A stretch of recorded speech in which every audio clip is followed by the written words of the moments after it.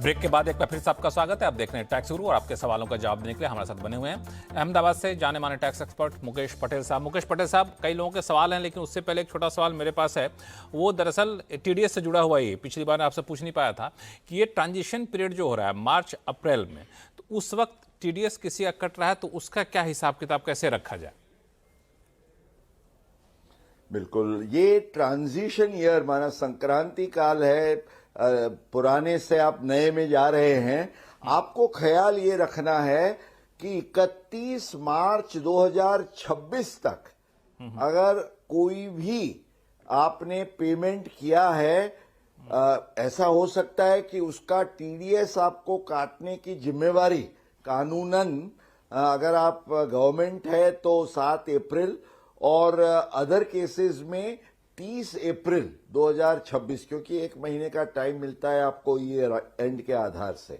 अब सवाल ये है कि काटा आपने पुराने रेजिम में, भरना है नए रेजिम में, क्योंकि पेड और क्रेडिटेड विचएवर इज अर्लियर के नियम के आधार से जाना है, तो आप क्या करें?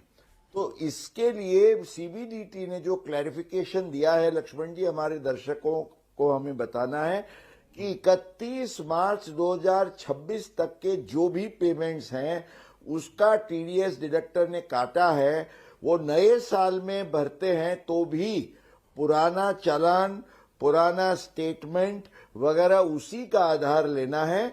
और ये जो नया कानून, नए फॉर्म्स और नया प्रोसीजर है वो 1 अप्रैल 2026 के बाद जो पेमेंट्स पहली बार पेड या क्रेडिटेड होते हैं उसी को ये लागू होंगे, ये हमें ध्यान रखना है लक्ष्मण। तो ये बिल्कुल काफ़ी इंटरेस्टिंग सा पॉइंट आपने बताया कि अगर अप्रैल में कट गया क्रेडिट हुआ, मार्च में कट गया क्रेडिट हुआ, अप्रैल में चल के, तो इस ट्रांजिशन पीरियड में कैसे टीडीएस का क्या हिसाब किताब रखना है।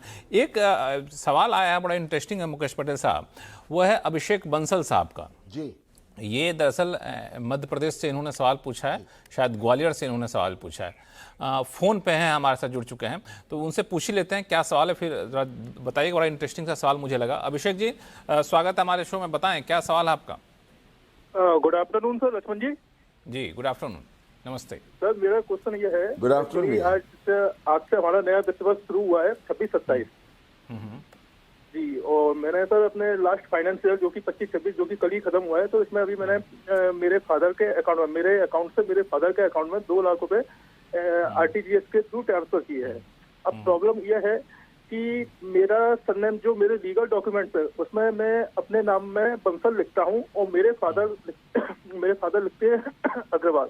तो क्या मैं टैक्स सेविंग का जो बेनिफिट ले सकता हूं, जो फैमिली रिलेशन पिता एंड पुत्र के बीच होता है, तो उसमें टैक्स का बेनिफिट मिल जाएगा मेरे को, गिफ्ट वाला? तो ये समझना चाह रहा हूँ, जो हमारा सरनेम का इशू है कि वो अग्रवाल लिखते हैं और मैं बंसल लिखता हूँ, तो क्या ये कोई प्रॉब्लम क्रिएट करेगा हमारे लिए? हालांकि आपने जो सवाल पूछा है अभिषेक जी, वो बहुत लोगों के मन में जाहिर सा बात है जो उठेगा ये सवाल। मुकेश पटेल साहब, सरनेम देखा जाता है या फिर कुछ अलग हिसाब किताब? सबसे नहीं, उनको कोई फिक्र की आवश्यकता नहीं है। और इन द लाइटर वेन मैं ये कहूंगा कि शेक्सपियर ने ये कहा था, what is there in a name, माना नाम से क्या। तो कानून भी ये कहता है कि आपकी सरनेम क्या है उसको हमें नहीं देखना है, हमें देखना है आपकी रिलेशनशिप क्या है। और नाम अलग होने से या सरनेम अलग होने से आपकी जो रिलेशनशिप है वो बदल नहीं जाती है। तो फादर एंड सन का रिलेशन बरकरार है, नाम भले अलग हो आपके 2 पान कार्ड से या जो भी पर्पज से, उसके कारण कोई भी प्रॉब्लम नहीं होगा, एग्जम्पशन आपको जरूर मिलेगा। एक प्रैक्टिकल एडवाइस आपको और आपके जैसे हमारे बहुत सारे दर्शकों को मैं ये देना चाहूंगा कि जब आप जैसे आरटीजीएस से करते हैं या ऐसे चेक से या कोई भी इंस्ट्रूमेंट से अपने रिश्तेदार को जब गिफ्ट देते हैं, तो भविष्य में इसके बारे में कोई परिस्थिति खड़ी हो कि जहां आपको एक्सप्लेन करना हो या एविडेंस के रूप में सपोर्ट करना हो, ये जरूरी नहीं है कि आप कोई लीगल स्टैम्प पेपर पर ये करें, पर एक छोटा सा लेटर टाइप का भी ले लें, which is giving a clear support और इंडिकेशन कि भाई ये जो आपको मिला है वो आपको गिफ्ट के तौर से अपने रिश्तेदार, जो सेक्शन हमारे कानूनन इनकम टैक्स एक्ट के तहत बताया गया है उसके आधार से मिला है, तो आपको ये उपयोगी रहेगा। Lakshman ji, that's the only advice, otherwise no worries. Abhishek ji, कोई कंफ्यूजन? जी सर, बस लास्ट क्वेश्चन मेरा ये है, जैसे कि सर ने कहा कि इसके लिए अपन राइटिंग में लेना है, तो इसके लिए अगर एक सादे पेपर पे या 10 रुपए का स्टाम्प है, और जैसे मैंने 30 मार्च को ट्रांसफर किया था मेरे फादर को, तो क्या उसी डेट में मेरे को लिखवाना रहेगा या उसके बाद में आज की डेट में या 2 दिन बाद की डेट में अपने फादर से लिखवा लूं? नहीं, बाद में भी हो सकता है, बाद में भी हो सकता है। आपको सबसे पहले मैंने जैसे बताया, कोई स्टैम्प पेपर की आवश्यकता नहीं है। It should be just a simple letter in whatever form. उसका कोई ऐसा लीगल फॉर्मेट भी नहीं है। क्लियर होना चाहिए कि आपके और आपके फादर के बीच में ये गिफ्ट का व्यवहार हुआ है, क्योंकि रेसिपिएंट को, और इम्पॉर्टेंट ये है कि आप जिस फादर को आपने गिफ्ट दिया, तो फादर अपने आईटीआर में शेड्यूल EI एग्जम्प्ट इनकम का जो शेड्यूल है उसमें ये डिक्लेयर करे। ये महत्वपूर्ण है। 2 चीजें, एक लेटर रखिए और एक आप आईटीआर में इसको एग्जम्पशन के तौर से क्लियर एग्जम्प्ट इनकम दिखाइए। Then you have nothing to worry. इसमें हम लोग ईमेल पे भी कर सकते हैं, क्यों पटेल साहब?